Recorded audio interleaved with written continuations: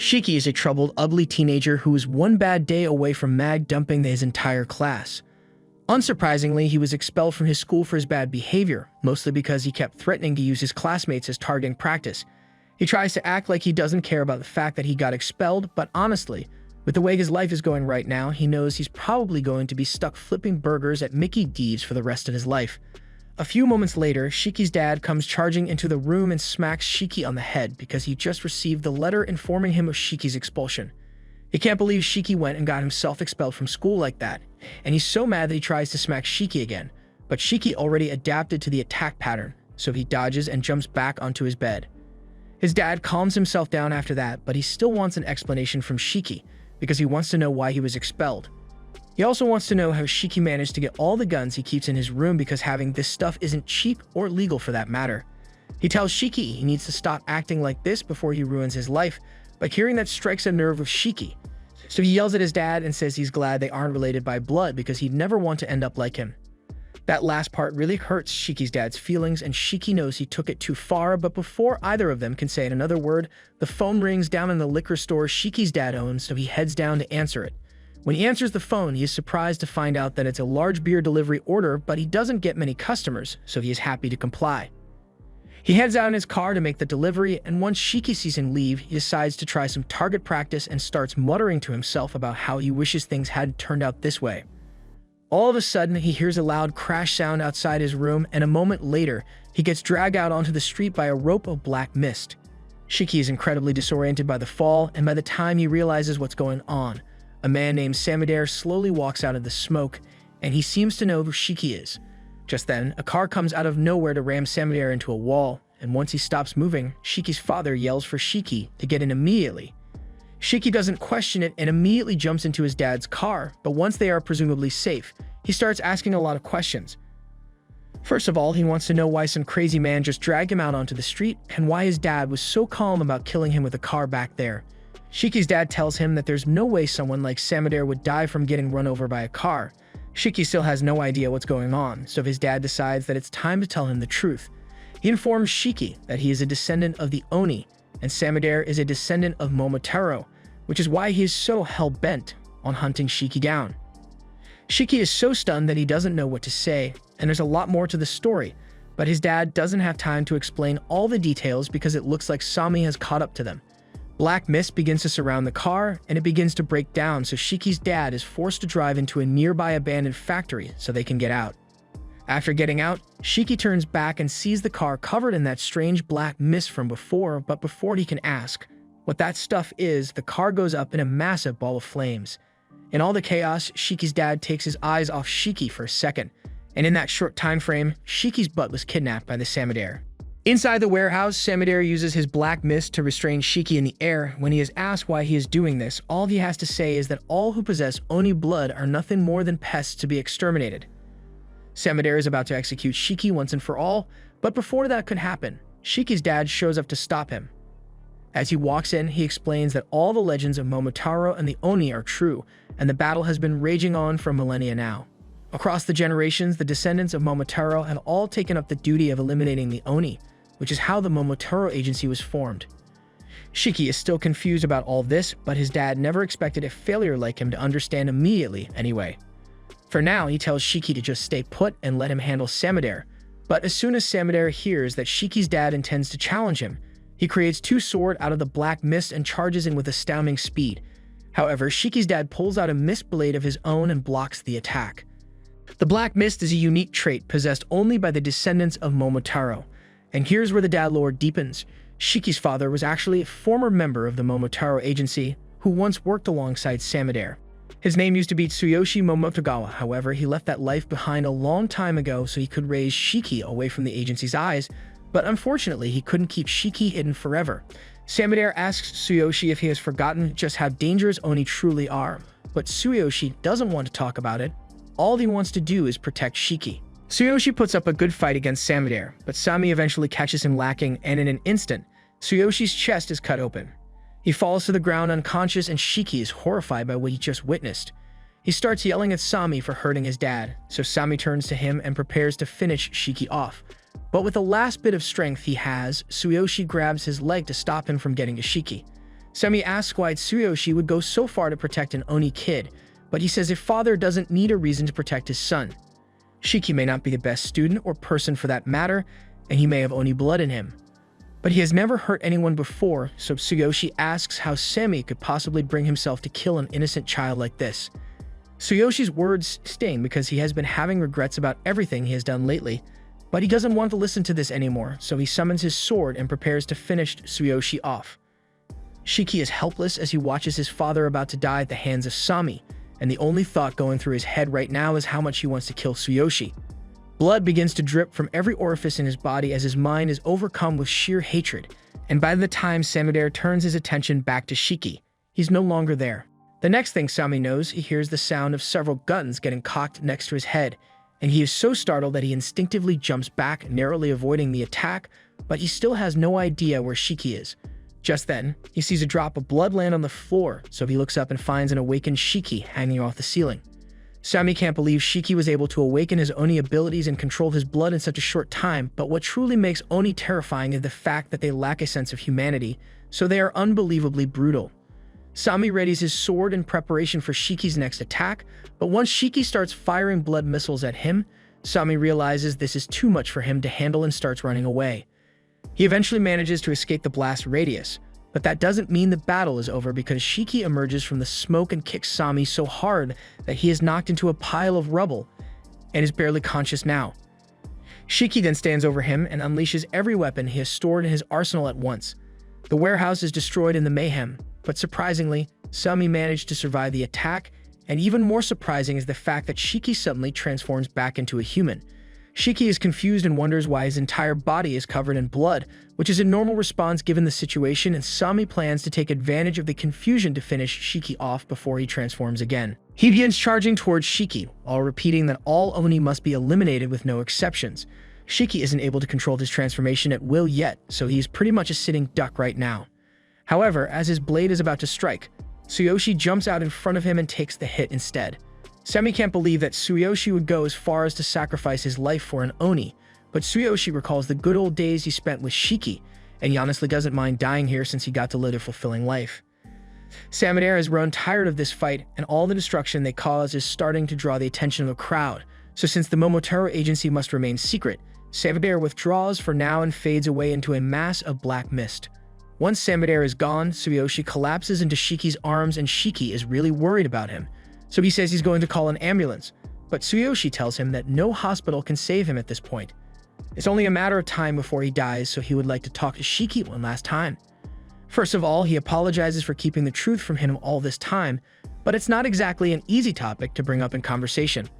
Unfortunately, he won't be here much longer, so he can't offer much in the way of support, but he tells Shiki to make sure he gets stronger in the future so he can beat both the Momotaro group and Oni so he can live a truly free life.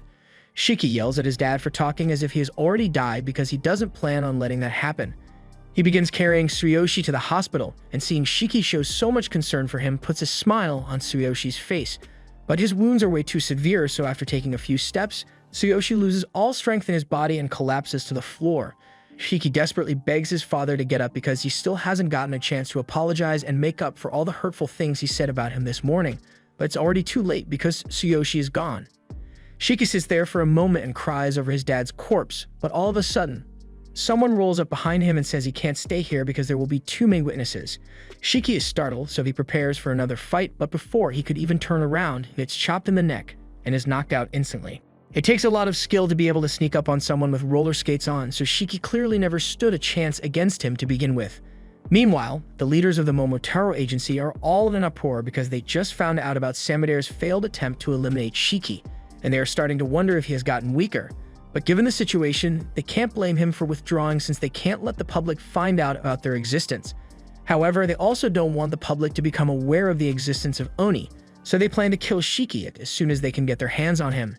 However, that's going to be nearly impossible now because after getting knocked out, he was taken to a remote island in the middle of nowhere, and the idea is to enroll Shiki in a school full of half-Onis just like him so he can train his abilities properly.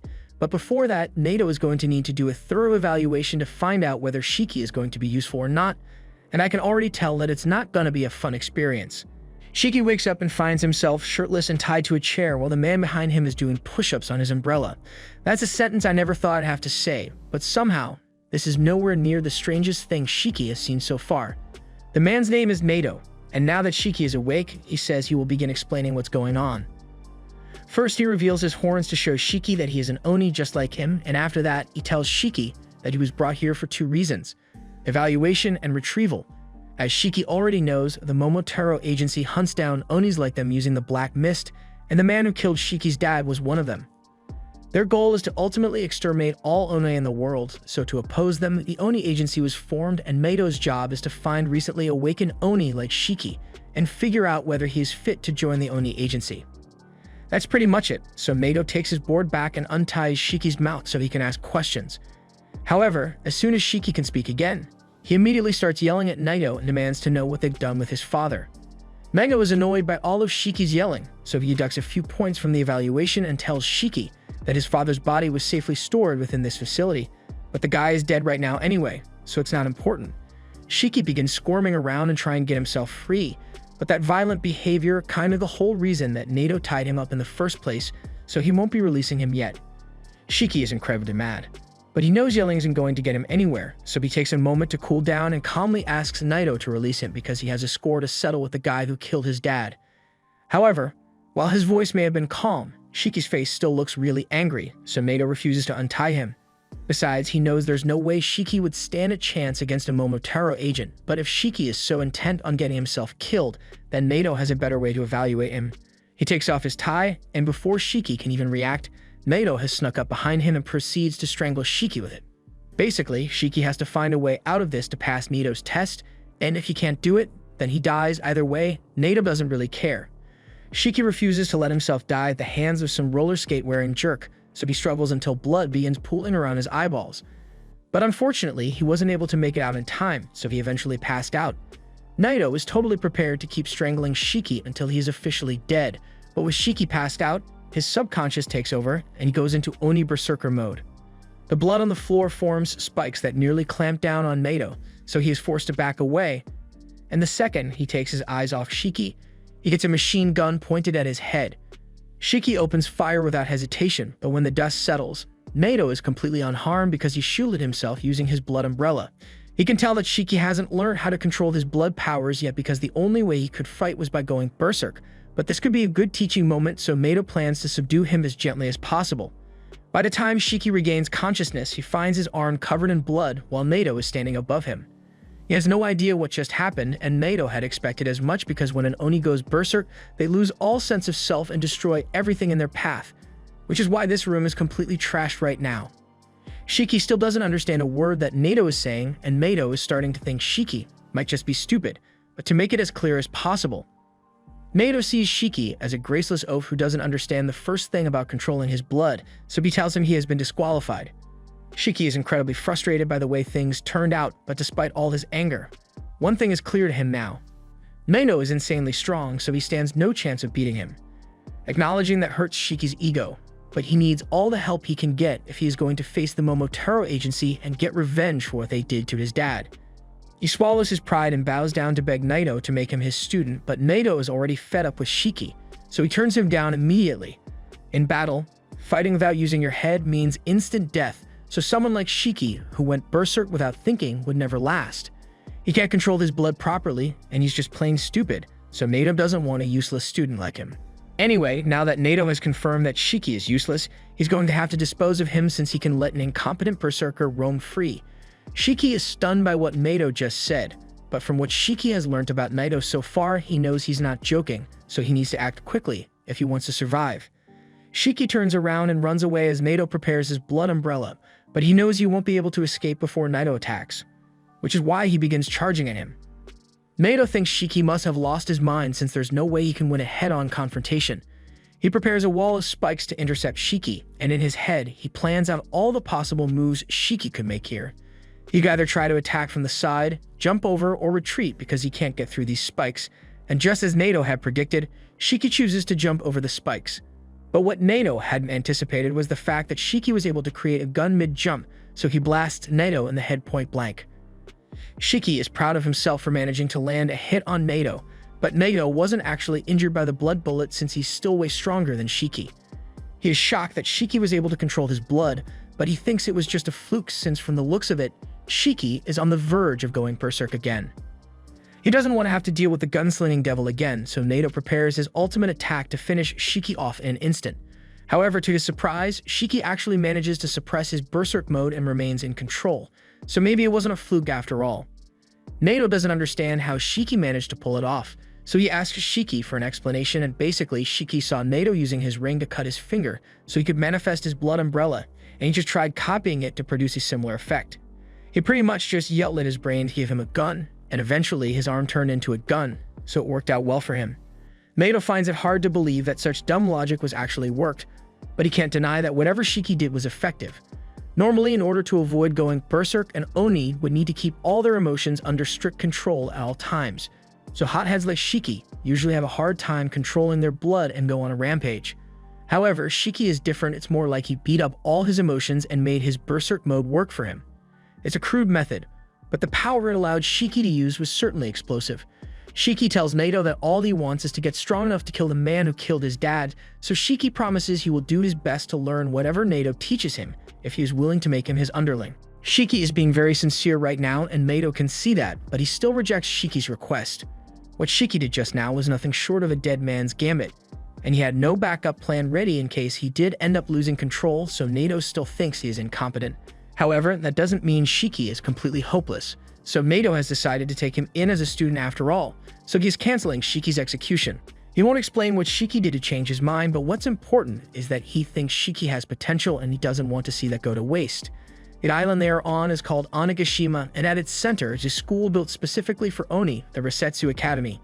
He tells Shiki that the academy is a military school which trains Oni to fight against the Momotaro Agency, but Shiki is more concerned about the fact that he's apparently on an island right now. Nato pokes Shiki in the face for talking about irrelevant stuff while he's still in the middle of his explanation, and then he goes on to state that he's the homeroom teacher at this academy, so from now on he will be in charge of Shiki and the other students.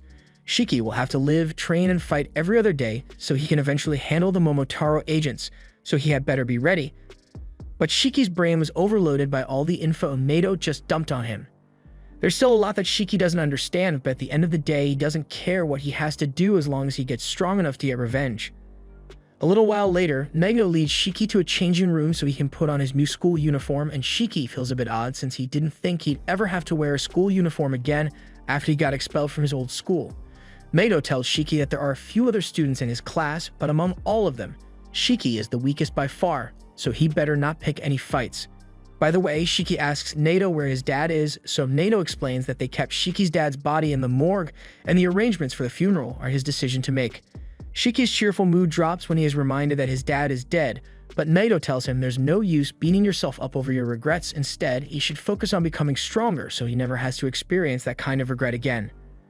With that said, Nato doesn't want to waste any more time standing around here, so he starts skating away and tells Shiki he only has 15 seconds to make it to class before he's late. Shiki doesn't think that's fair, but he doesn't have a choice, so he runs as fast as he can to catch up to him. They eventually arrive at the class door, and Shiki is trying to figure out what the coolest way to introduce himself to the class would be, but Nato hates wasting time like this, so he just kicks Shiki in and Shiki falls flat on his face, giving himself a nosebleed. Once Shiki realizes his nose is bleeding, he asks the first person he sees to give him a tissue, but Jin tells him to just shut up and be quiet. Jin's response pisses Shiki off, so he gets all up in Jin's face over it. Jin isn't the only other student in this class. There's Kuina, Juji, Homer, and Akari, a day one crash out. But right now, Shiki couldn't care less about the others because he has a score to settle with Jin. Just then, Shiki and Jin suddenly find themselves sitting next to each other with Nato standing behind them, and neither of them could sense Nato move just now, so they are both scared stiff. However, Shiki still complains that he doesn't want to have to sit next to someone like Jin. Unfortunately, Nato couldn't care less about Shiki's personal beef, so he carries on with the class announcement and informs everyone that today they will be playing a game of tag. Shiki is confused and thinks tag might be some sort of code word in this school, but no, it's just a game of tag. Nato says the students will have to make their way through the forest and arrive at the goal in order to win, but Nato will be coming after them, and anyone he catches will be expelled on the spot. To make things a little fairer, he says he won't use his blood at all, while the students are allowed to use as much blood as they want. However, he warns that if they go berserk, then he will be forced to use his blood as well, and it won't end well for them. Jin asks Naito what happens if they accidentally kill him during this game, and Naito answers that if anyone is able to kill him, they will immediately graduate and get assigned to a unit of their choice, so they are welcome to try, but he won't make it easy. Everyone seems excited about the game now that they know about the rewards, but Shiki seems a little hesitant because he still isn't used to all this. However, the little discomfort isn't going to stop him from giving it his best shot, so he tells Naito to bring it on. But before that, there's one more rule Naito forgot to mention. In order to win this game, they are going to need to have one of these balls when they cross the finish line, but handing it to them would be too simple, so Naito throws the ball's way out into the forest. He then splits everyone up into different groups, and the first group comprises Homer, Shiki, and Jin. The second group includes Ikari and Juji, and the third group will have Rokuro and Kuina. The groups with 2 members will have to fight against each other for one ball to complete the objective, but as for Shiki's group, the 3 of them are going to have to compete for 2 of the balls, and whoever fails to get ball will be expelled. Shiki tries to object because he doesn't want to be in the same group as Jin, but Naito tells him that if he doesn't want to participate in the game, then he will be expelled immediately, so now Shiki has no choice but to shut up and go along with the game. Just then, Homer walks up to Shiki and tells him he doesn't need to worry about her because she promises she won't get in his way. But while she's saying all this, the only thing going through Shiki's brain right now is, wow, a girl is actually talking to me. This is the first time anything like this has ever happened to him, so he immediately swears that he will protect Homer to the death, but she wasn't asking him to do all that, she just doesn't want to have to fight. She then goes over to Jin to ask him to take it easy on her, but Jin completely ignores her, so she breaks down in tears and tries burying her face in the dirt out of anxiety. Shiki yells at Jin for making Homer cry, but Jin tells him that if he's so interested in making friends here, then he might as well just quit now, because there's no way he's going to make it to graduation without getting expelled. Shiki retorts and says he has his reasons for being here, so he's not going to let himself be expelled until he has achieved his goals. But knowing Shiki, Jin assumes his goal must be something pointless, so he doesn't take him seriously. Hearing Jin make fun of his goals really pisses Shiki off, so when the game finally begins, he completely ignores the primary objective and chases after Jin to pick a fight with him. And Homer just stands there for a few seconds, confused, until she realizes she's supposed to run after them too. In the forest, Jin is jumping from tree to tree, focused on finding the orbs, but all of a sudden, Shiki appears behind him and tries to smack Jin over the head with a stick. He's willing to let a lot of things go, but calling his goal meaningless is something Shiki can't overlook, so he's going to have to teach Jin a lesson. Jin is annoyed by Shiki's constant harassment, but this is a competition after all, so it shouldn't be a problem if he takes the opportunity to beat Shiki to a bloody mess. He then proceeds to take off his gloves and drags his finger across his arms, creating several buzzsaws from the resulting blood. Shiki is shocked that Jin was able to use his blood powers so easily, but he can't let him know that he's impressed, so he tries to do the same thing and bites one of his fingers to draw some blood. Unfortunately, it does absolutely nothing, and yelling in his arm isn't going to make it work, so Shiki decides to just go after Jin with a regular stick. However, that goes about as well as you'd expect when you're going up bootleg Chainsaw Man, so Shiki's stick gets cut in half, and frankly, he's lucky that his head is still attached to his body. Meanwhile, Homer is walking through the forest looking for Jin and Shiki, since she heard a strange sound coming from this place, but then she trips over a branch and falls face first to the ground, giving herself a bloody nose. She then begins spiraling into depression over how useless she is, because she's way too much of a failure to stay enrolled in this school, much less graduate. For a moment, she cheers up because she remembers that Shikiseki helped her out, but that just makes her feel worse about herself because she can't do anything on her own. For now, she decides to continue heading over to the spot she heard the noises from, completely oblivious to the fact that one of the orbs was nearby the entire time. Meanwhile, outside the forest, the others can hear the sounds coming from Jin and Shiki's fight, and Ikari is starting to get really excited, so he wants to go join in. But Juji reminds them that it isn't their turn yet. Things aren't looking good for Shiki right now because on top of not being able to use his blood weapons like Jin is also way better at fighting than he is, so Shiki is getting his face pounded in.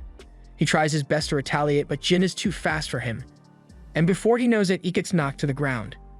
Jin is getting tired of beating Shiki up, so he tells him to just stay down so he can go complete the challenge without any more interruptions. However, Shiki refuses to give up, so Jin decides to finish him off with a blood slash, but just as the slash is about to connect, Homer happens to walk out from the bushes, putting herself right in the line of fire. Fortunately, Shiki managed to push her out of the way before anything bad could happen, but he got sliced on his arm in the process, so he's bleeding a little now. Once Homer sees this, she starts apologizing over and over again for being the reason that Shiki got hurt. Shiki tries to tell her it's alright, but Homer can't hear him because she's too busy cursing herself for being such a burden. Suddenly, her blood begins to react to her intense self-hatred, and right before Shiki's eyes, a giant blood monster is formed. Jin is just as shocked by what he sees, and he already knew that Oni have more blood in their systems than humans do, but even by Oni standards, that's a ridiculously large blood construct. Homer begs both of them to run, because if they don't, then the monster is going to kill them, and there's nothing she can do about it. While all this is going down, Nato is somewhere else in the forest, waiting for the students to get their act together, when all of a sudden, he is visited by the school principal. The principal says he's surprised that Nato chose to give the new students a life-or-death mission on their very first day when they were supposed to be going through orientation, but Nato thought a practical experience would be more efficient than sitting in a classroom to explain things to them. Several Oni die every year, and some people are killed simply for being related to an Oni, but the really unlucky ones are those who get taken alive and used as test subjects for the Momotaro Agency. Those children committed no crime, and most of them don't even know they're Oni, yet they're slaughtered all the same. It is a true tragedy, and the principal hopes those poor kids get to go to a decent afterlife, but Nato doesn't think about things that way since he believes that as long as he is strong enough, he won't die at the hands of any Momotaro agent. The principal kind of agrees with Nato's ideology, so he asks him to make his students as strong as possible so they can survive. Back on the battlefield, Shiki managed to escape the monster's attack and Jin rushed in to destroy it, but the monster's body is too thick for him to cut all the way through with his buzzsaws. Shiki calls out to Homer and asks her to do something about her monster, but unfortunately, she doesn't have any control over it, and she's too weak to do anything right now. Homer passes out shortly after, so Shiki runs over because he wants to get her away from the monster as soon as possible. However, as he approaches, the monster stops attacking and starts instinctively protecting Homer, so it's almost as if her blood has a will of its own. The blood monster clearly sees Shiki and Jin as a threat, so it spits up a ton of blood and floods the area with it. There's no way that was an efficient use of Homer's blood, and even if she has more blood than the average Oni, her supply has got to be running low, so even though she's begging Shiki to run and leave her behind, he refuses. He's already watched someone he cares about die right before his eyes, and it really sucks, so he's not going to let her die here. The monster covers Homer and lets out a scream that everyone in the forest can hear, and it's enough to draw Nato's attention. But he doesn't intend to get involved because he wants to see how the kids will handle it on their own. Shiki attempts to release his blood by dragging his hand against the floor like he did against Nato, but Nato can already tell that it won't work out for him this time. It was a 1 in 100 miracle that Shiki was able to pull it off earlier with no formal training or understanding of how blood release works, but his luck can't last forever. Shiki realizes he is completely powerless to help in this situation, and he feels incredibly frustrated because it was the same when he couldn't save his dad. But while Shiki is having his crisis, Jin tells him to stop crying like a baby and walks up to deal with the monster on his own. He digs both thumbs into his arms, creating a chainsaw in one and a buzzsaw in the other. Nato sees this, and he is really impressed because forming two different weapons at the same time requires an extraordinary amount of blood control. And Oni's blood can take any strength or shape required by its user as long as they have a clear image of what they want to create. Often the way blood manifests itself is linked to past traumas or personal preferences and tastes, so it is often said that a blood release offers a glimpse at what kind of person an Oni is. Jin runs up the monster's arm, and once he is close enough to its head, he tries slashing it off with his chainsaw. However, at the last second, it managed to protect itself by sacrificing one of its arms, so Jin has a lot of work ahead of him. And while Jin is busy saving the day, Shiki is stuck on the sidelines, so he feels like an absolute loser. He doesn't understand how Jin is able to use his blood release so easily when Shiki can't get anything to manifest at all. However, just then, he notices something he hadn't thought of before. Every weapon that Jin has created is cutting related, and Homer's blood release must be the monster that is trying to protect her.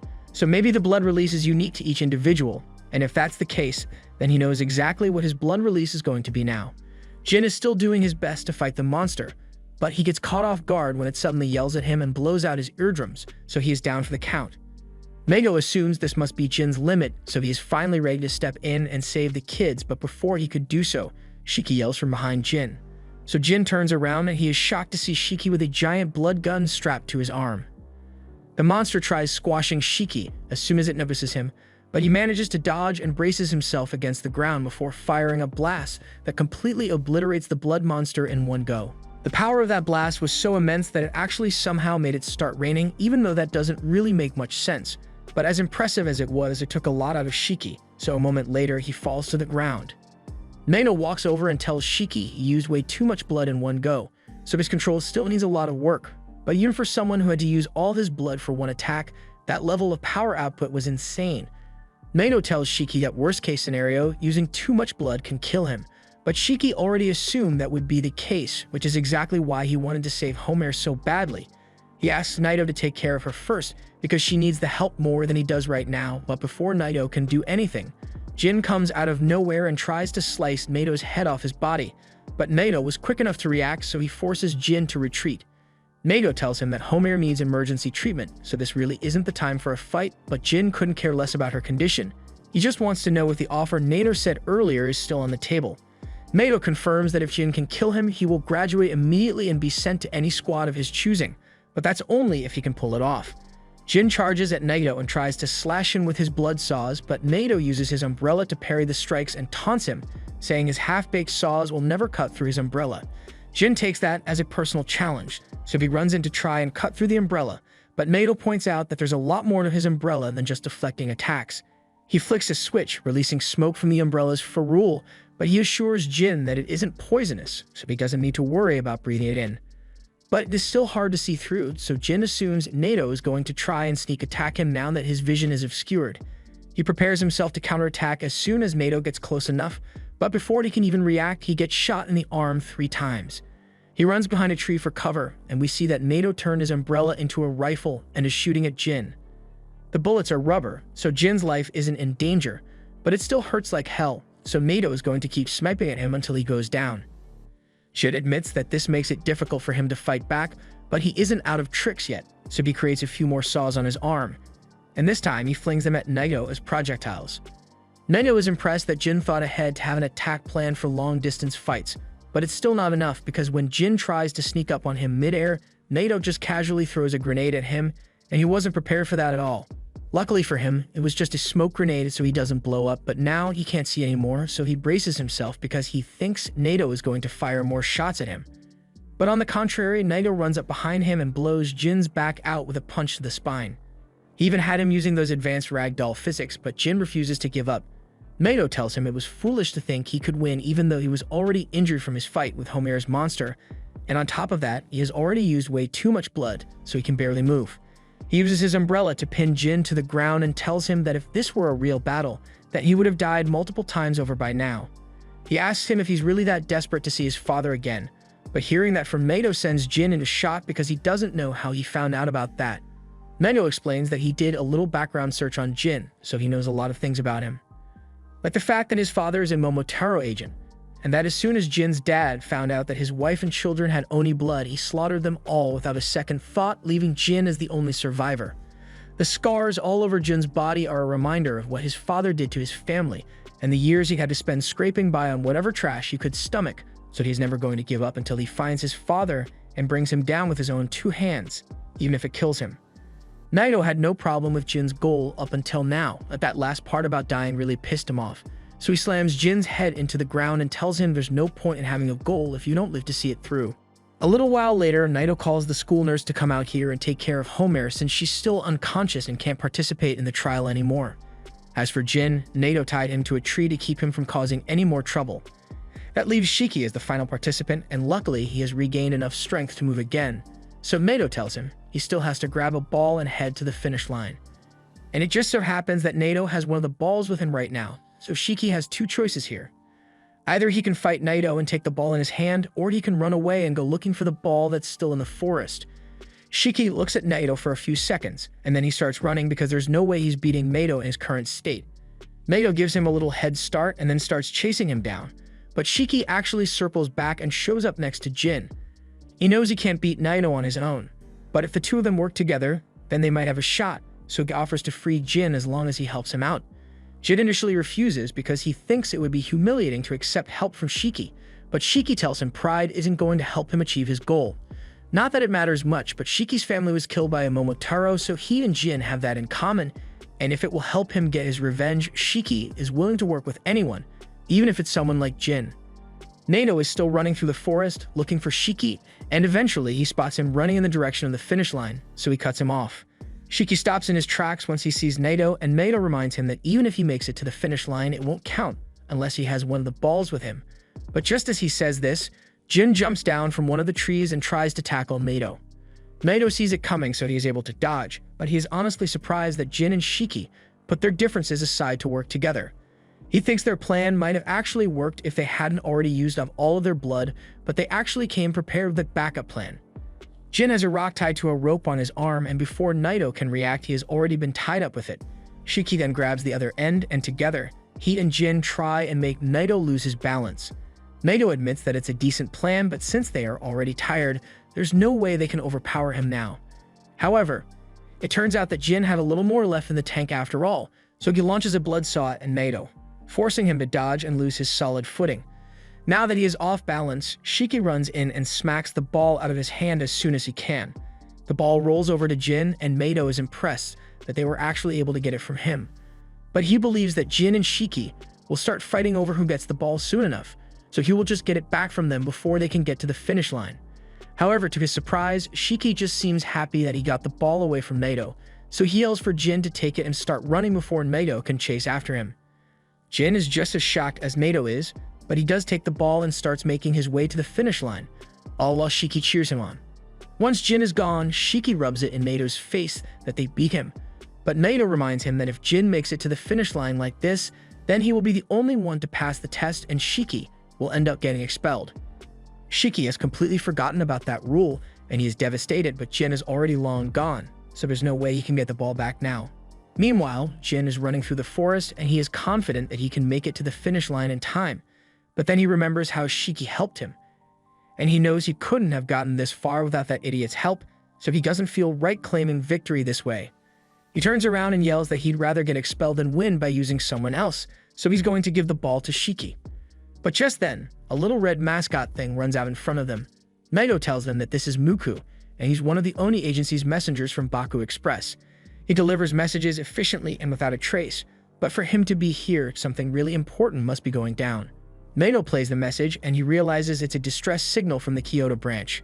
They are currently under attack by the Momotaro agency, and they need immediate backup, so Naito needs to head over there immediately.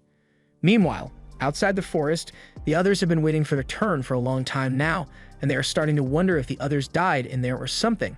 But then they see Naito, Shiki, and Jin running out. Juji notices that Homer isn't with them, so Naito explains that she is in critical condition, so she was sent to the infirmary so she can recover. But that's not important right now because they just got a distress call from Kyoto, so Naito tells them that today's training is officially cancelled, and everyone here will be coming with him to the Kyoto branch. Within a few hours, they are all loaded onto a boat, but Juji still isn't clear on the details, so he asks Naito if they are really going to the Kyoto branch that's still actively under attack. Naito tells them they have no choice because all the other classes are currently away on field exercises, so there's no one else available to help. But he tells everyone that they don't need to worry too much, since they'll only be doing support tasks while they are out there. Kuina asks why he made them wear these dumb uniforms, so Naito explains that the normal Oni school uniforms stand out too much, and they can't risk drawing too much attention to themselves, so from now on he wants everyone here to act like regular students. Rokuro then asks what Naito meant by support roles, so Naito explains that each municipality has at least one Oni agency unit, and those units have two main responsibilities. The first is to fight on the front lines against the Momotaro agency whenever they show up, and the second is to provide support where necessary. They help the Oni who live among humans and make sure they aren't discovered by the Momotaro agency. And since Oni can't go to regular doctors, the Oni agency also provides free healthcare and emergency medical attention to any Oni that is injured in battle, and that's what they are going to be doing once they get there.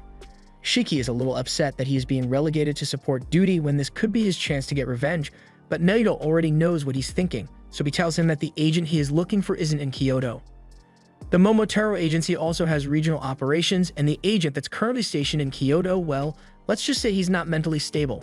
Once they arrive in Kyoto, Naito leads them all to a little restaurant near Iryuta Temple, and Shiki is confused, so he asks him if he's sure this is the right place since they were supposed to be heading to the secret Oni base.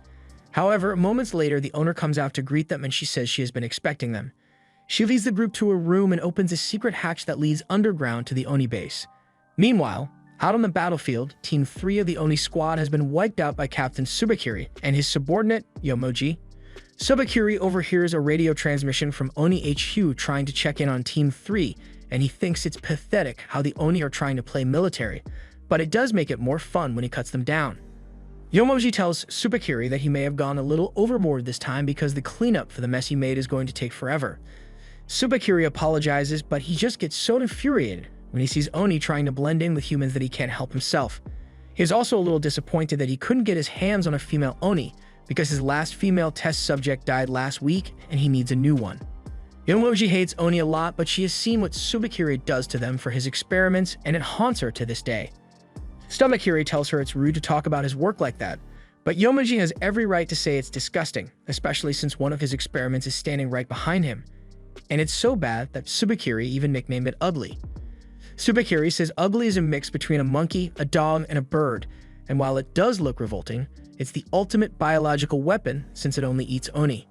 Yomoji doesn't really care what Subakiri does with his free time, but she reminds him that their job is to protect the civilians from dangerous Oni, not to perform horrific experiments. Suba understands that, but he has always been fascinated by the properties of Oni blood and the way it can be controlled. Yomoji points out that they have similar powers to the Oni, so Suba could easily research that instead. He admits that she's right, but the experiments really hurt, so Suba would much rather use a disposable specimen like an Oni. While Subakiri was busy talking about all the gruesome experiments he has been doing, a terrified Oni boy has been hiding behind a pillar. Subakiri says he's going to move on to the next area, so the boy breathes a sigh of relief, thinking he is finally safe. However, Subakiri shows up right in front of the boy because he knew he was hiding there the entire time. He thinks this is a stroke of good luck since he was running low on Oni children to experiment on, and since he plans to take this one back to base, Yomoji offers to knock it out for him. She begins punching the boy to make him pass out, but while she's doing that, a drop of blood happens to splatter on Suba's shirt, and Suba seems personally offended by this. He may be fascinated by Oni blood, but the mere thought of having it touch him is absolutely revolting. Not to mention the fact that dry cleaning a white suit is hella expensive. He then proceeds to stomp the shit out of that kid. For daring to bleed on his uniform and for extra psychological damage, he asks the boy if he still remembers what his parents look like, because he's going to have to point them out from all the corpses here. The boy is so horrified that he can't speak, so Subakiri loses interest and decides to finish him off by ordering the corpses to go squish the boy to death. All Momotaro agents have the ability to fight with a black bacteria in their bodies. Some can make weapons, others can launch spores, but Subakiri's ability is particularly disturbing because it allows him to control corpses with his bacteria. At the same time, Nato is leading Shiki and the others through the tunnel system underneath Iryuta, until they eventually arrive at the Oni base located further down. This place is so far underground that no Momotaro agent would ever think to come looking for it. Once they walk in, they find Kyoya in the middle of his break, and he is really happy to see Naito and the others, especially Quina since he almost never gets to meet new girls, so he asks her for her number, but she turns him down immediately. The others ask Naito who this flirty guy is, so Naito explains that he is the head of this support unit, and both of them used to be classmates back in the day. Anyway, now that introductions have been made, Naito tells everyone to stay here while he heads out to the front lines. Just then, Kyoe's assistant comes looking for him, and when she sees the students here, she tells them all to hurry up and get changed because they need all the help they can get right now. She sounds really serious, so Rup does as she says, and they are all led through the facility's sick bay. Shiki and the others are shocked to see so many injured people at once, so the assistant explains that this is a result of the current battle against the Momotaro Agency. And the people here are actually the lucky ones who managed to survive. They eventually arrive at the bedside of the patient whom Kyoe's assistant called him to come treat. This man is missing both arms, legs, and his lungs are pretty much cooked, so at best he's got 3 minutes to live as things are now. Kyoe calmly tells the man that he's not going to die today, but Shiki calls him out because he doesn't think it's fair to lie to a dying man like that. However, there's a reason Kyoe is in charge of operations here, and he wasn't lying when he said he could save the man, so he prepares to show the kids what this kind of work really looks like. Meanwhile, out on the battlefield, Subakiri and Yomoji have just cornered another group of Oni, and they've already taken out the strongest of the bunch, so there's no way the remaining low-level grunts will be able to handle them. It looks like it's going to be another massacre, but just before Subakiri and Yomoji begin their attack, Naito shows up, and he immediately uses his blood to launch a counterattack against Subakiri, but unfortunately, he was able to shield himself by using a few of the dead Oni lying around. This isn't the first time Subakiri has run into Naito, but he was fairly certain that Kyoto wasn't his territory, so he's surprised to see him here. Anyway, since Meido is here, Sobakiri asks him if he knows anything about a place where Oni hide in Kyoto, because a bunch of the Oni he's been trying to kill have been escaping. Meido denies knowing anything about that, and Sobakiri has no proof that there's a hidden facility in the first place, but that won't stop him from searching the city until he finds it. Meido knows it'll cause a lot of trouble if Sobakiri manages to locate the Oni base, so he needs to deal with him immediately.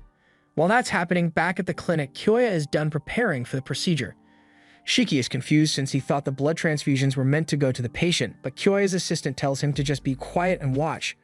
The lungs obviously need to be healed, but there's a limit to how much Kyoya can do in one sitting, so before he begins, he asks the patient whether he wants to have his arms or legs back. The man can barely speak at this point, but he gathers the energy to tell Kyoya that he wants to get his arms back so he can hold his kids again. Kyoya understands, so he assures the man that he'll be able to hold his children again in no time, but fair warning, the procedure is going to hurt like hell, so he's going to need to brace himself for the pain. Now that they are clear on the details, Kyoya slits his wrist and begins pouring blood straight into the man's mouth to heal him. Kyoya's blood is practically useless when it comes to a fight, but if applied to another Oni, it increases their regenerative ability several times over, allowing most to recover from even the most severe injuries. After swallowing some of Kyoya's blood, the man begins experiencing excruciating pain, so Kyoya's assistant asks the boys to hold him still until the procedure is done. And while Shiki's team is doing that, she asks the others to go get some more blood from the other room. It takes a while, but the man's nub begins to move as new fingers are formed, and before long, the man's arms are completely regenerated, along with his lungs. Shiki is amazed by what he just saw, so he asks Kyoya if he can do the same thing for the man's legs. Kyoya says that as long as the man takes regular doses of his blood, that his legs will grow back eventually, and the reason he didn't just do it all at once is because overusing his blood reduces its effectiveness for the patient.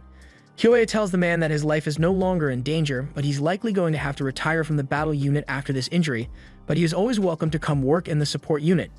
Kyoya even offers to hook him up with a prosthetic leg in the meantime so he can run around with his kids again, and the man is so touched by his kindness that it brings him to tears. Kyoya tells everyone that this is the reality of what it means to fight on the front lines, and if they aren't careful, they may very well end up in the same condition as this man. He understands that they all have their reasons for wanting to fight in the battle unit, but he wanted them to remember that the people fighting out on the front lines can only keep moving forward because they know they have the support unit backing them up. Seeing all this has motivated Shiki to do his best, so he tells Kyoya that he's willing to do anything to help. However, Kyoya actually has a different job in mind for Shiki. He leads Shiki over to a little girl who is staring blankly into the garden, and he explains that the girl's name is Mei. They rescued her from an attack earlier today, but her parents haven't been found yet, which is why she is catatonic. Kyoya can tell that Shiki is a kind person, so he asks him to look after Mei for a little bit.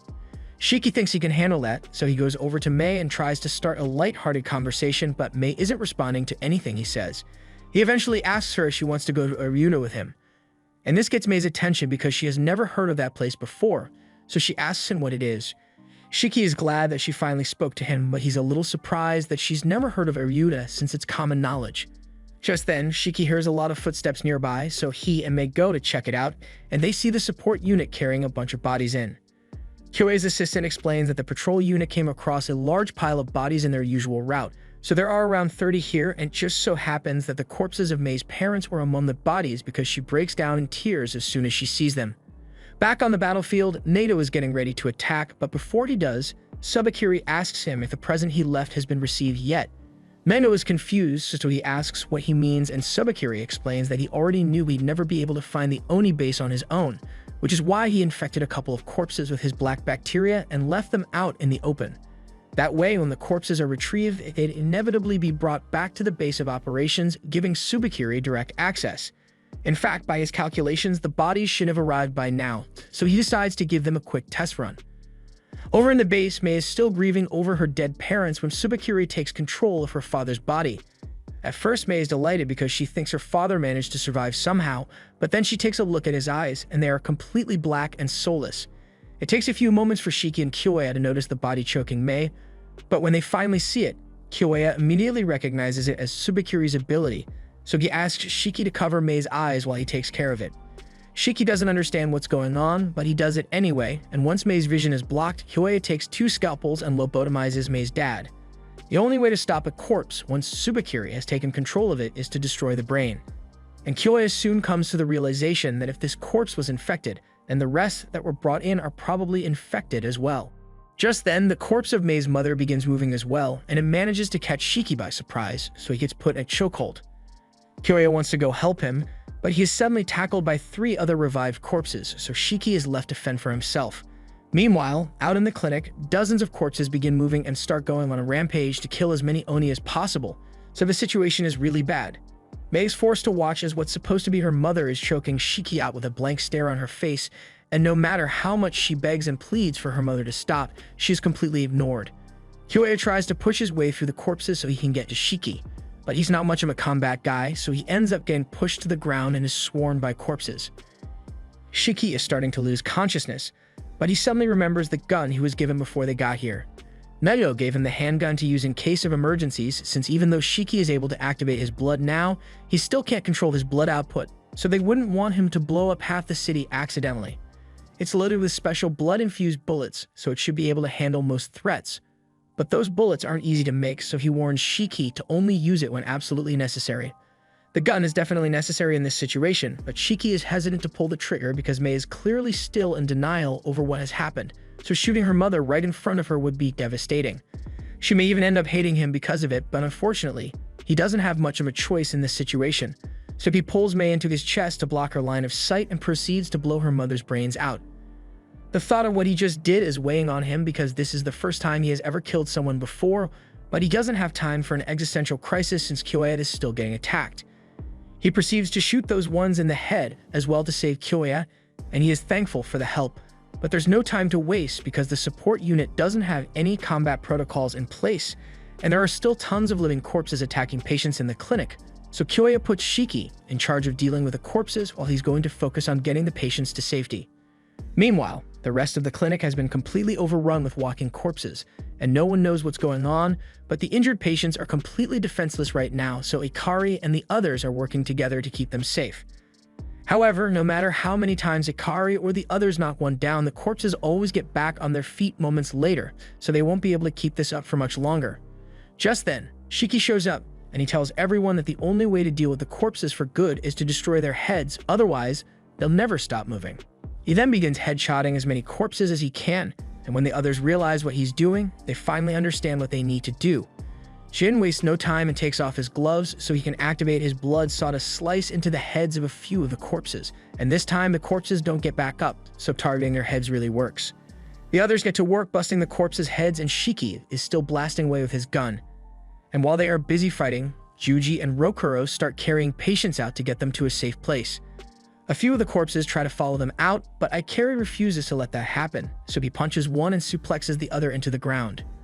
Now that they know how to keep the corpses down, they're holding their ground a lot better, but there are still so many that it's going to take a long time to clear them all out.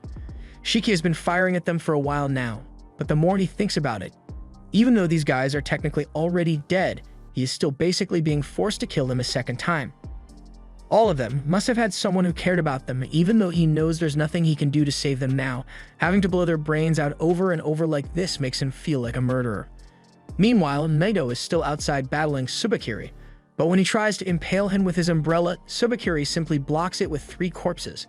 Naito is pissed that Tsubakiri is still using Oni corpses as meat shields, but a second later, Ugly then jumps in and nearly takes Naito's head off with one big swing, forcing him to back off.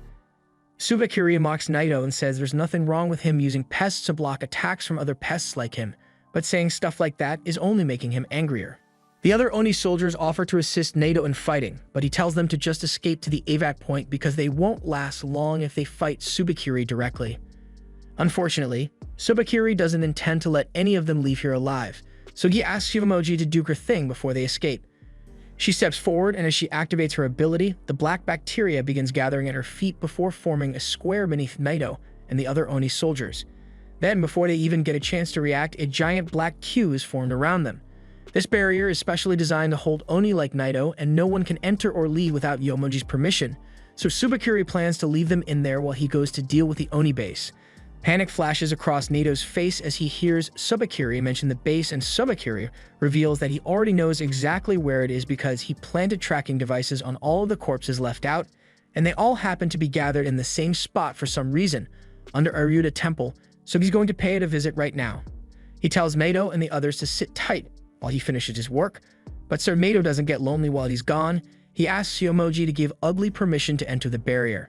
Sobakiri doesn't really care if Mato destroys Ugly or not since he can always make a new one. So rather than have it fight, he decides to just make Ugly blow itself up inside the barrier to take Naito and the others out with it.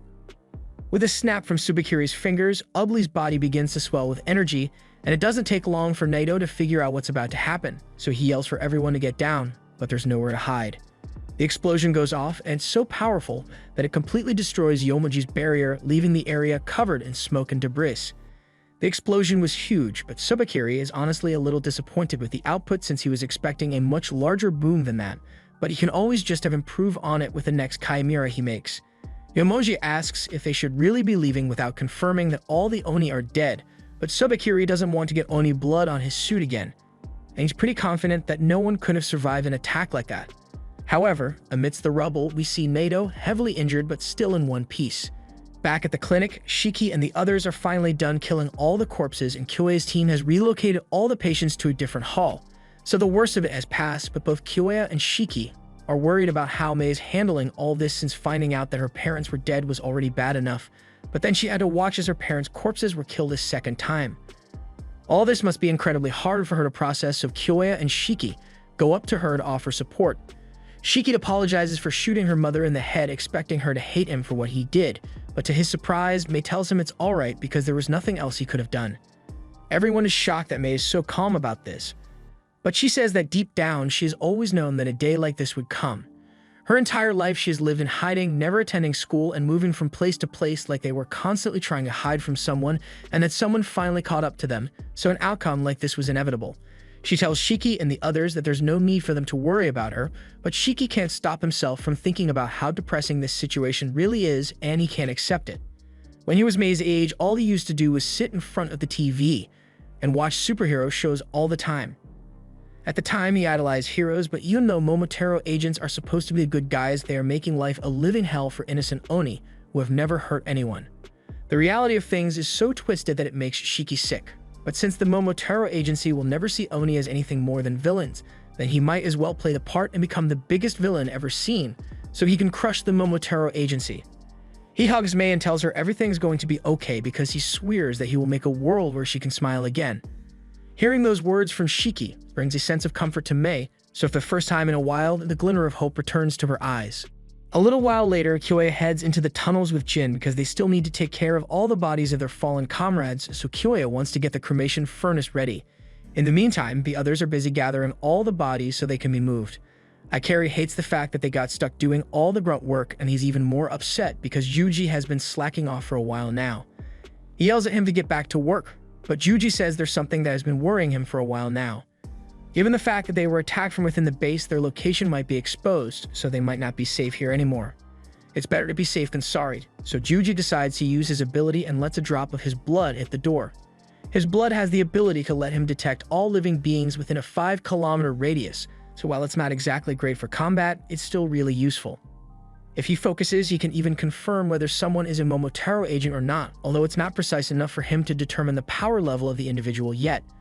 Yuji begins his scan, but after a few moments, he discovers something that's very concerning.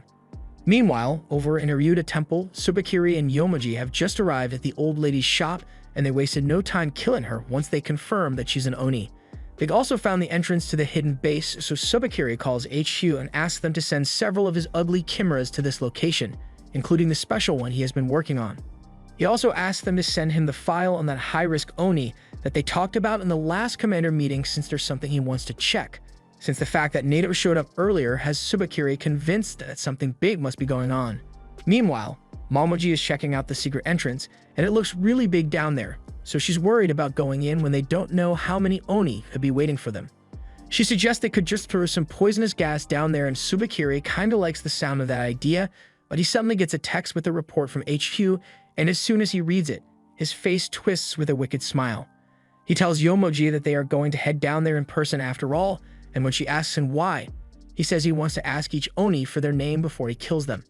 Yomoji asks him why, so he tells her that there should be an Oni down there named Shiki, and if they find him, he wants to capture him alive because there's something special about him and Subakiri wants to study it.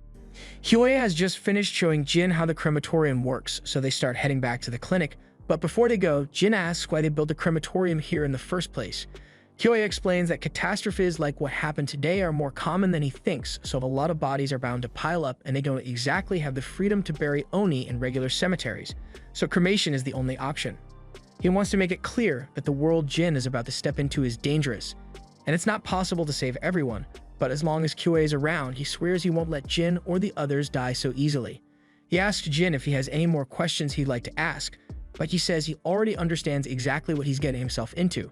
He walks past Kyoya and Kyoya is about to follow him, but all of a sudden, he senses someone behind him, and by the time he turns around, he has already been stabbed by Tsubakiri. Tsubakiri is disappointed because he was aiming for Kyoya's heart, but his reaction made him miss the vital organs. As soon as Jin realizes that these two are Momotaro agents, he activates his blood saws and tries to go after Tsubakiri, but just then, Yomoji appears behind him, and she begins forming a Q around his head.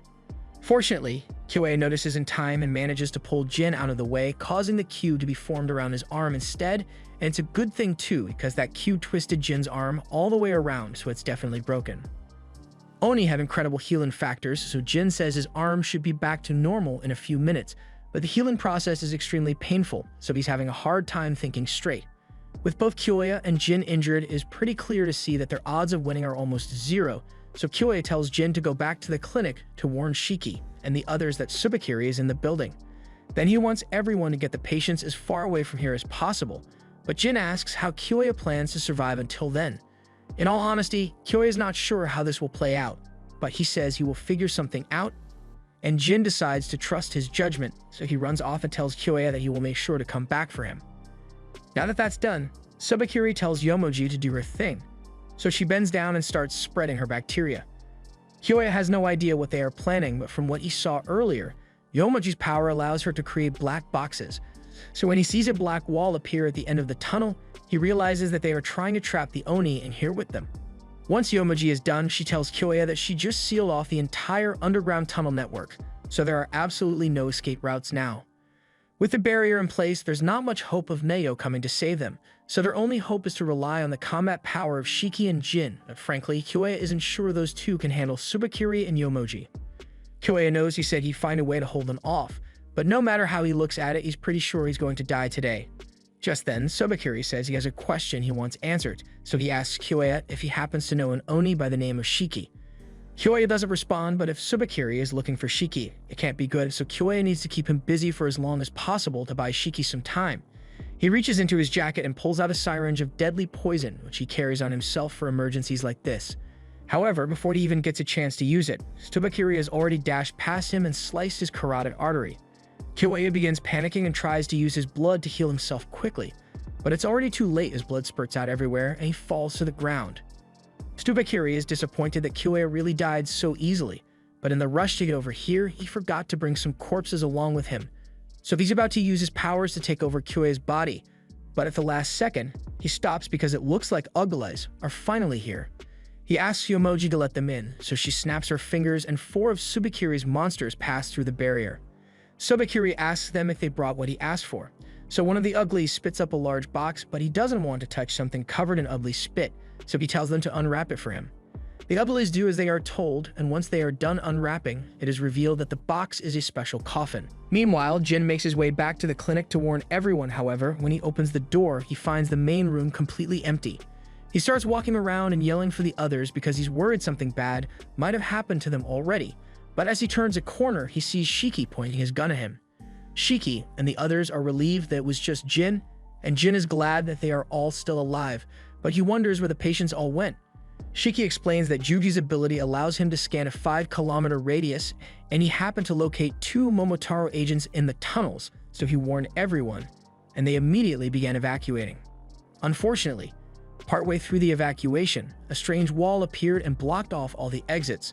By then, all the patients had been moved to safety by then, but a bunch of the staff are still stuck here, including Mei. Kuina asks what they are going to do now, and Ikari suggests they should start looking for any possible exits, but Kyoya's assistant tells him that she already checked the entire network, and all the exits are blocked off. Just then, Shiki realizes that Kyoya isn't here, so he asks Jin what happened to him, but before he can say anything, an Ugly enters the room. Everyone is so stunned that they don't know what to do, and in their state of confusion, the Ugly walks up to one man and proceeds to eat him right in front of everyone. Seeing such a horrific sight sends all the support team members into a panic, so they all run away, and Ikari tells the others that they should do the same since it would be bad if they get cornered here.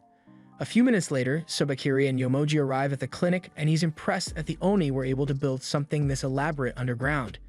He instructs the Uglies to put the coffin down here and then tells them that they need to bring the boy named Shiki back alive, but they can kill everyone. Yomoji asks what Subakiri is going to do in the meantime, so he tells her he's just going to wait here until they are done because he has some thinking to do. Meanwhile, Kuina and Rokuro are hiding in the changing room, and she's looking through the drawers to find a change of clothes since this nurse outfit would be difficult to fight in. While she's doing that, Rokuro lies on the ground in panic, and he's certain that his body is going to give out from all the stress he's suffering. Kuina tells him to quit whining because he's just out of breath from running over here. She eventually decides to change into some sportswear she found since it's the easiest to move in and she needs to get ready to set up an ambush. Rokuro is amazed by how positive, healthy people like Kuina can be because he could never think like that. In fact, just the thought of having to fight that thing is giving him a headache. The two of them suddenly hear the sound of an Ugly approaching and Rokuro goes into a full-blown panic attack because he doesn't want to fight that thing. He begs Kuina to do something to handle it for him, and seeing Rokuro act so helpless triggers her yandere instinct, so she tells Rokuro he doesn't have to worry because she'll take care of it. Rokuro is surprised that she actually agreed to fight without him, but Kuina tells him he should hurry up and hide before it's too late, so he scampers off into a closet for safety. Moments later, an Ugly bursts through the door and Kuina seems confident that she can handle it, but then it points to her and asks if she's named Shiki. Kuina is caught off guard by the fact that this thing just spoke to her, but she tells it that she's not Shiki, and once the Ugly confirms that she's not the one he's looking for, it charges at her. Kuina dodges all of the Ugly's attacks and rolls out of the way, but in the process, the Ugly destroys a wall, and the force knocks the closet that Rokuro is hiding in over, causing him to get so scared that he ends up passing out. Meanwhile, outside, Kuina is annoyed because the Ugly knocked Rokuro over, so she's done messing around. She bites into her finger and activates her blood eclipse, forming gloves around her fist, and with these, there's no way she can lose. Meanwhile, elsewhere in the facility, Jin is running back out into the tunnels to find Kyoya, and Yomoji is wandering through the clinic halls looking for someone to attack. As for Ikari, he gets cornered by an Ugly in one of the rooms, but this is exactly what he was hoping for since it gives him a chance to actually do something. The Ugly raises its voice and asks him if his name is Shiki, but Ikari angrily denies it because he doesn't want to be compared to Shiki. But speaking of Shiki, he has been running around looking for a safe place for Mei to hide, but there aren't many options, so he ends up hiding her in some bushes and hoping for the best. Back with Kuina and Rokuro, Rokuro finally regains consciousness, and he is panicked because his heart definitely stopped from the stress a moment ago, so it's a miracle that he's still alive. He then notices that he's not hearing any noise from outside, so he comes to the conclusion that everything he experienced up till now must have been a crazy dream because there's no way monsters would really be coming after him. However, when he opens the door, he finds the Ugly staring right at him. That sends him into another panic attack, so he tries calling a timeout because he doesn't want to get eaten. But for some reason, the Ugly actually doesn't attack him. Rokuro looks up and sees Kuina telling the Ugly to come over to her, and it is obediently following her instructions. She tells it to stand right there and turn its head towards her, and once it is in position, Kuina proceeds to knock the daylights out of the Ugly. Rokuro knows she's doing this to protect him, but right now, he's even more scared of Kuina than he was of the Ugly, so he can't bear to watch. Kuina continues beating the Ugly until it eventually stops moving, at which point she gets up and admires her handiwork.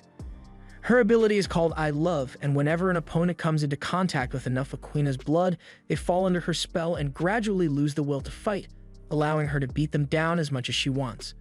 Those who know Kuina describe her as a dependable sisterly type, and she definitely is dependable, but her close friends describe her a little differently. She has a tendency to become obsessed with people she cares about, so she ends up wanting to do everything for them, and I mean everything. On the bright side, she's not at tie you up in the basement levels of obsession yet, so that's a good thing. She just found her new object of affection, so she'd do anything for him at this point. Rokuro thanks Kuina for saving him from that monster, and he swears that he will never forget what she did for him, but that's just making her more infatuated. She tells Rokuro that he doesn't need to worry about it, since she can handle weaklings like that without breaking a sweat, and while she says all this, she is laying out a footing on the floor. Rokuro wonders what that's supposed to be for, but before he can ask, Kuina picks him up and tucks him into bed with her laying next to him, and he has no idea how he's supposed to react in this situation. Meanwhile, one of the support team's members has been spotted and is currently running away from one of the uglies, even though she's a good distance ahead of it. Before she can escape, it pierces her skull, killing her instantly. The ugly then walks past the woman's corpse to continue searching the clinic for more people to kill, and back in the room with Kuina and Rokuro. He's still not sure what to do here. He stares straight ahead and tells Kuina that she's awfully close to him, but she's more concerned about how pale his face looks right now, so she gets up and offers to make something for him. She asks Rokuro what his favorite food is and starts looking around to see if she can find a kitchen. And while she's doing that, Rokuro puts some serious thought into what just happened. It makes no sense for Kuina to care about him this much, so the only logical explanation he can think of is that this is a trap, and she's trying to get him to lower his guard so she can use him as bait to distract the monsters. Kuina notices Rokuro trembling in fear, and she gets really worried, so she asks him what's wrong, but a moment later, she hears something approaching. She turns around and finds another ugly standing there, so she gets up and prepares to beat this one up as well. The ugly swings its tentacles at Kuina, so she moves out of the way, but that thing pierced straight through the wall, so getting hit with one of those strikes would be really bad. She realizes this one is going to be tougher to beat, but she still thinks she can overwhelm it, so she jumps in with a haymaker. However, it turns out that the ugly is able to make tentacles out of every part of its body, including its head, so it twists its head out of the way and stabs Kuina in the shoulder. She tries to keep her distance so she can recover, but the ugly wraps itself around her arms and proceeds to bounce her around the room like a pinball. The entire time, Rokuro was just cowering in the corner of the room, watching Kuina get manhandled by this thing. She can't break free from its grip, and she's way too disoriented from all the spinning and slamming to fight back, so the ugly starts stomping her head into the ground. And it's not going to stop until her brains are scattered all over the floor. Rokuro realizes the situation is really bad because if nothing is done soon, then Kuina is definitely going to die. He wants to go help her, but he's too scared to leave his hiding spot because he's sure he'll be murdered the second he steps out. Kuina is still getting the stuffing stomped out of her, and Rokuro tries to convince himself that if he ignores it, someone will eventually come to save her, but deep down he knows that's not true. He's Kuina's only hope of survival right now, yet he can't bring himself to move, and he is left wondering when he became this much of a wimp. He wasn't always like this, and now that he thinks back, it all started with his first crush, Lulu. Whenever she was with him, Rokuro would never miss an opportunity to oar a farm in front of her, even going as far as to jump off a cliff for no reason aside from the fact that it made him look cool. Doing it was so terrifying that his hands were shaking, but he kept himself calm and collected because he didn't want to look weak in front of Lulu. Rokuro was born in a secluded town in the woods where lots of Oni lived among people, so things were relatively peaceful. Rokuro would often spend the day dancing with Lulu, and it's one of his fondest memories with her, but one day she suddenly fell ill. From the moment an Oni's horns appeared, her blood chemistry changes entirely, so she couldn't go to a regular doctor anymore. Fortunately, there was an Oni doctor in town, so Rokuro was able to take Lulu to get treatment, and she was set to make a full recovery. However, things rarely ever work out so conveniently, and a few days later, the village was raided by Momotaro agents. Lulu and Rokuro were lucky enough to survive the raid without being found, but the Oni doctor wasn't so lucky, and with him gone, there was no one left to treat Lulu's illness, so her condition kept deteriorating day by day. Rokuro did everything he could to help her, but he didn't exactly have the necessary medical knowledge, so he decided to go from town to town, searching for another Oni doctor, no matter how long it takes. Unfortunately, he was already out of time. Lulu grabbed his hand to say goodbye, and the final words she ever said to him were that she had always thought he was cool, so she wants him to stay that way once she's gone. Moments later, Lulu's arms went limp and she drew her last breath. Rokuro spent days crying over her body, and he had spent so long relying on her as his safe haven that he didn't know what to do once she was gone. Eventually, the only thing he had left of her was her scarf, and once she was gone, all the worries and dread he had been keeping buried for her sake ate him alive. His hair turned white from all the stress, he suffered severe insomnia, and before he knew it, he had become a completely different person. Back to the present, Rokuro watches as the ugly prepares to finish Kuina off, but he is still too scared to do anything, so he accepts that she's going to die because he's too useless to help. But just then, he recalls Lulu's final words asking him to remain cool and confident for her sake, and if she were to see him now, she'd definitely be disappointed. Just as the ugly was about to split Kuina's head open, Rokuro dashes out of the closet and carries her out of the way. He sets her down gently, and he feels bad since Kuina only got hurt because she was trying to protect him. If Lulu could see him right now, he's sure she'd be disappointed in the kind of man he became. He can't keep living like this, so he swears to himself that he will become someone Lulu would be proud of, and to do that, he first has to face the monster right in front of him. He'd be lying if he said he wasn't terrified right now. In fact, his heart is beating so fast that it feels like it could burst out of his chest at any moment, but he smiles through it and tells himself everything will be fine because he can handle this. He bites into his finger to allow his blood to flow and forms a visage of Lulu. He asks her if she'd be willing to stand by his side again, even if he's not as cool as he once was. The blood visage floats behind Rokuro and Lulu gives him a hug. So as his blood covers his body, Rokuro can literally feel the panic and anxiety fading from his body, giving him much more confidence than he usually has. This is his blood eclipse release, and yes, it is basically a dose of antidepressants, but it also comes with this cool jacket and sick fawn. The Ugly tries to pierce him with its tentacles, but with his blood awakened, Rokuro is able to dash past the Ugly's attack and slices both of its arms to pieces in one move. This technique is called the Frigid Ash Dance, and Rokuro modeled it after one of the dances he used to do with Lulu. It creates a swarm of razor-sharp petals that slice and sync with Rokuro's dance moves, and that was just the start because he still has a lot of moves left to try. The Ugly launches another attack with the rest of its body, but it's nowhere near fast enough to touch Rokuro. He feels lighter than ever before because right now it's almost as if he's dancing with Lulu by his side, so he feels like he could accomplish anything.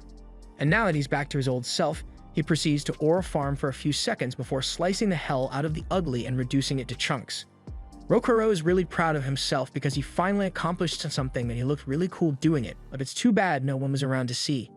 Meanwhile, Shiki is still hiding in one of the rooms with Mei, and once the coast is clear, he tells her it's safe to get out now, but Mei seems a little off. Shiki asks her what's wrong, so she tells him that since her mom and dad are already dead, that maybe she's better off dying as well. Shiki can understand why she feel that way, and it certainly is an option, but he tells her that she can't let herself die, no matter what. Shiki knows Mei's parents most likely wanted to protect her more than anything else in the world, so if she dies, then it'd mean all their efforts were wasted.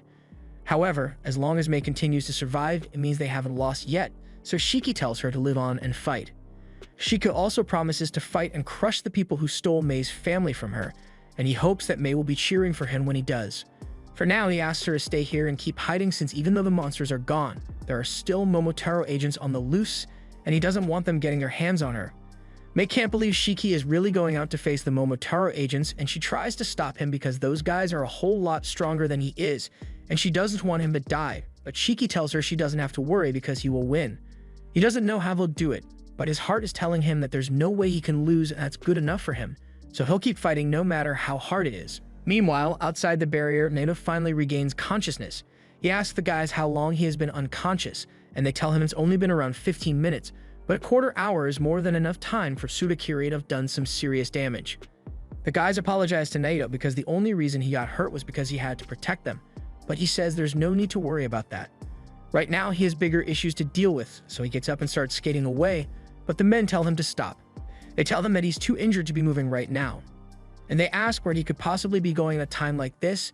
Nato explains that he's going to the base at the Iryuta temple because his students are there, and they are going to need his help dealing with Tsubakiri. Back at the clinic, Shiki walks into the main hall and finds Tsubakiri patiently waiting there. He recognizes the Momotaro uniform, and he recalls Kyoya mentioning that one of the Momotaro agents named Tsubakiri was responsible for hijacking all those dead bodies and using them to attack the clinic earlier. Shiki demands to know if he is Tsubakiri, but before he answers that, Tsubakiri asks what his name is. Shiki doesn't understand why he's so interested in names, but he does reveal that his name is Shiki Ichinose, and as soon as Tsubakiri realizes that the Oni in front of him is the one he has been looking for, he gets a wide grin across his face. Shiki demands to know why Tsubakiri attacked them like that earlier, because only a sicko would desecrate and disrespect the corpses of the dead like that. However, Tsubakiri laughs in Shiki's face because he finds this whole thing hilarious. He won't deny that he's a sicko, but it's amusing to hear Shiki talk about how it's wrong to desecrate the corpses of the dead as if he's human. He reminds Shiki that only humans have rights, so everything he has done to the Oni is fair game, and he doesn't plan on stopping anytime soon. Hearing Tsubakiri say that sends Shiki into a blind rage, so he pulls out his gun and aims it at him. At the same time in the tunnel system, Jin is on his way to go check on Kyoya when he is suddenly stopped by Yomoji. She asks him if he's on his way to see Kyoya, because if so, he shouldn't waste his time since he's been dead for a while. Yomoji saw the expression on Jin's face change where she mentioned that Kyoya is dead, and she thinks it's laughable that monsters like them would care about one another. Jin composes himself and tells Yomoji that the only thing he cares about is his goal, and that goal involves him killing every single Momotaro agent out there. so he's going to start with her. Jin activates his blood saw and charges at Yomoji, but even though he's sure his attack landed, it didn't feel right for some reason. He looks back and sees that Yomoji managed to encase herself in one of her barriers, so his saw had no effect on her, and it's going to be a lot harder to take her down than he thought it would be. Meanwhile, Tsubakiri is barely taking Shiki seriously and casually knocks the gun out of his hand with a pocket knife. He tells Shiki to try a little harder since there's no way he really thought a little toy like that to be enough to beat him. Shiki refuses to let that slide, so he then proceeds to create a fully modded arm cannon with a scope attached. Naito told Shiki to avoid using his powers since he doesn't have control over the output yet, but this isn't the time to be worrying about that, so without hesitation, he pulls the trigger on Tsubakiri, blasting him along with everything in a 5-meter radius to Kingdom Come. Tsubakiri managed to dodge the blast somehow and he is completely unharmed, but he admits it's that he wasn't expecting Shiki to have so much firepower, so that kind of startled him. Shiki mocks him and asks if Tsubakiri is really scared of a little old gun like this because there's a lot more where that came from and he doesn't plan on holding back, so Tsubakiri better be prepared. He's even more interested in Shiki now that he has seen what he can do, so he says he's going to get serious and open up the coffin he brought to release his secret weapon. A Momotaro corpse. Shiki calls Tsubakiri a sicko for using the corpse of his own ally, but Tsubakiri just calls him an idiot in response. There's nothing wrong with believing that the dead should be left to rest peacefully, but deciding that everyone needs to follow that belief is just plain stupid. Besides, this guy willingly volunteered himself to become Tsubakiri's puppet, so there's no ethical debate to be had. Tsubakiri is tired of talking, so he activates the puppet's ability, and all of a sudden, Shiki falls to his knees because the air around him feels oddly heavy. Tsubakiri explains that when he uses his ability on a Momotaro, he also gains access to the abilities that they had when they were alive. And this guy had the ability to mix his bacteria with the oxygen in the air and manipulate its weight, creating a high gravity field around any target, and right now, Shiki is feeling the full force of that ability. Meanwhile, Naito and the other Oni have arrived at the tunnel, and they've been trying to get in for a while now, but none of their weapons are even making a dent. The men suggest they should try looking for another way in, but Naito stops them because if Yomoview was the one who made this barrier, it has probably already blocked off all possible entrances. The men ask Naito if he can just blast through it with his powers, and that certainly is a possibility since a large amount of force should be able to destroy Yomoji's barriers, but Aryuta Temple is right above this place, and it's packed full of tourists, so they need to get them out of there first. The men tell Naito that there's no way they'll be able to evacuate all those tourists in time, especially since they have no authority over the humans, but Naito refuses to let innocent people get hurt. Just then, Juji shows up because he sensed Naito's presence, and he wanted to give him an update on everything that happened before he got here. They managed to get all the injured Oni out of there before the barrier was set up, but a bunch of the support staff members, including Shiki, are still trapped in there. The extra info gives Naito a better picture of the situation inside the barrier, but while he's trying to come up with a plan, one of the men walks up to inform Naito that he found this girl nervously pacing around the entrance, saying she wants to help. Naito is surprised to see Homer here, and so is Juji, but for some reason, seeing her in that school uniform makes his IQ drop 100 points as he starts awkwardly trying to hit on Homer out of nowhere, and he's not good at it either. Naito honestly thought Juji was one of the sensible students in his class, so you can't imagine how disappointed he is to find out that Juji is a chronic gooner. He's going to just ignore him for now, and as for Homer, he appreciates the fact that she wants to assist him, but right now, there's not much she can do to help. But on second thought, maybe there it is. Naito asks Homer to come out into the forest with him, and he sends Juji into the temple to provide status updates. Juji asks what this is all about, so Naito explains that they are about to set off an earthquake. Nothing major, but enough to cause a landslide and scare the tourists into evacuating on their own. Once that happens, Naito wants Juji to do a perimeter sweep to make sure all the people are gone, and then it'll be safe to break through Yomoji's barrier. That all sounds good, but Juji asks how they are going to cause the earthquake in the first place, and to that, Naito says he's going to use Homer's Blood Titan. Homer freaks out and tells him she has no control over what the Titan does, but Naito tells her it's fine since he will make sure to stop it from doing any serious damage. Even so, Homer is still too scared to activate her powers, so rather than waste time giving her a pep talk, Naito calls Juji and tells him the plan is cancelled. The longer they wait, the more danger those inside will be in, so they'll just need to come up with another plan to evacuate the temple. Naito then turns to Homer and coldly tells her she's expelled because he has no use for an Oni who can't use her powers. He starts heading back to meet up with Juji and the others, but Homer suddenly speaks up and begs him to wait, She explains that she's just scared of unleashing her powers when she can't control the damage that they'll cause, and Mado tells her that there's nothing wrong with being scared, but letting the fear paralyze you is a problem. Mado says he knows about the incident that Homer caused, and panic flashes across her face as she hears this, but he goes on to state that everyone at the academy has some kind of burden they are carrying, but they are all choosing to move forward to achieve their goals regardless. Naito asks Homer why she chose to join the academy in the first place, and she says she joined because she wanted to learn to control her blood, but to do that, she realizes she needs to come to terms with the potential danger involved. She bites her finger to activate her powers, and as soon as the giant blood titan is formed, immediately attacks Naito. Just as Homer feared, she still has no control over it, so she starts apologizing over and over, but Naito assures her that this is fine since he is strong enough to handle it. Meanwhile, down in the temple, the tourists feel the ground shake beneath their feet, and they all start panicking because a landslide could be heading their way. All the Oni present direct the people out of the temple safely, and once the entire place is clear, Hyuga gives Naito the signal to let him know the evacuation is complete. Naito then jumps behind Homer to knock her out with a chop to the neck and puts a stop to the Blood Titan's rampage. He thinks she did a good job today, but it's going to take a lot for her to overcome her fear.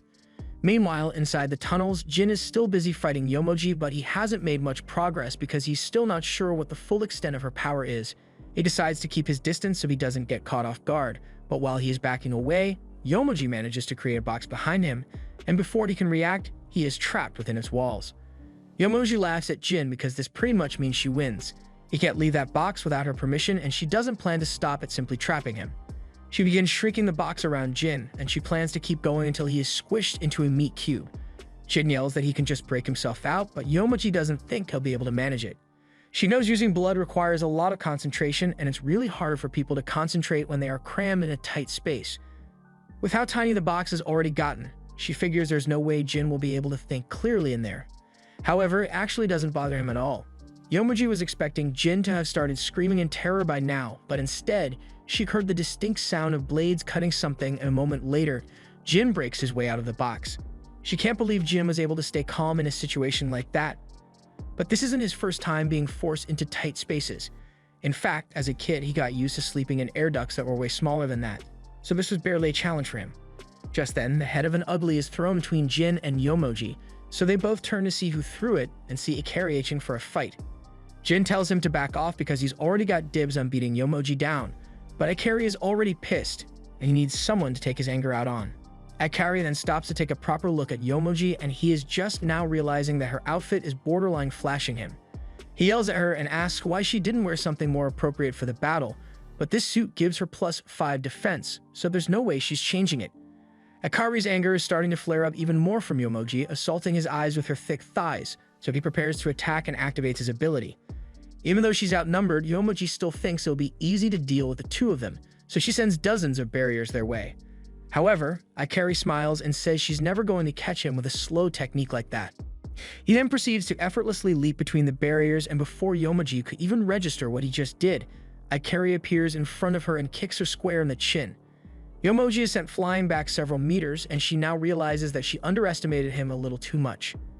Ikari's blood release is called devilish hysteria, and basically, rather than go to therapy for his anger issues, he converts all that rage into power for his ability. However, he can only use it 3 times a day, and the effect generated is pretty much random, so one day it could be a speed boost, and another day it could be a strength boost. Personally, he's not a fan of the speed boost, but he'll have to make it work for now. Speed type abilities are actually Yomoji's worst matchup, because it takes time for barriers to form, but that doesn't mean she's giving up. Meanwhile, outside the barrier with the area cleared, Naito is ready to deal with the barrier, so he activates his ability and blows a hole through it. He limited his output to avoid damaging the temple up top, but the tunnels are definitely going to collapse soon, so the base here is done for. That said, their top priority right now is rescuing the survivors and getting them out of here before the tunnels cave in, so everyone heads in together. Before long, the group reaches the fight between Ikari and Yomoji is really starting to get worried because Ikari was bad enough, but now she has to deal with Naito too. Naito tells her he already understands her ability, and it probably required a ton of energy to seal this place off, so she won't be able to fight for much longer. Naito tells her to surrender immediately if she knows what's good for her, but Yomoji's not going down without a fight. She takes off her jacket and swears that she'll kill every last Oni here, even if it's the last thing she does. Meanwhile, Shiki is still being crushed under 1,000 pounds of extra weight, and Subakiri is getting ready to tie him up, and take him back to Momotaro headquarters. However, Shiki soon realizes that the gravity field has a limited range, so he is able to roll out of its range. Subakiri is a little disappointed because now he has to start subduing Shiki all over again, but Shiki yells that he won't fall for the same trick a second time. He creates another blood gun and fires a blast at Subakiri, but the gravity field is able to redirect the shot to the ground, so Shiki's gun isn't going to be effective anymore. On top of that, with everything that has happened so far, Shiki can barely move, so it's going to be really hard for him to defend himself. Subakiri takes this as the perfect opportunity to test out one of his friend's other abilities, because by compressing the oxygen into a sphere, he can increase the weight by over 100 times, creating this super dense ball. He then throws the ball at Shiki, hitting him with several tons of force in one go. But that's not even the worst part. Since the ball is still being compressed, he is pulling Shiki in with hundreds of G's of force, so it's only a matter of time before he is completely crushed. A moment later, all of Shiki's ribs collectively clock out and blood begins to pour out of his eyes and mouth as he falls to the ground in agony. Subakiri looks at Shiki with amusement, and he can hardly believe that someone as pathetic as him is really related to Kishin. Shiki has no idea what he's talking about, and Subakiri is surprised that he hasn't been informed of this by now, but apparently, Shiki is the child of Kishin, the strongest Oni general in history, and that makes him a specimen worth studying. This was the end of episode 9. Subscribe to not miss the next part.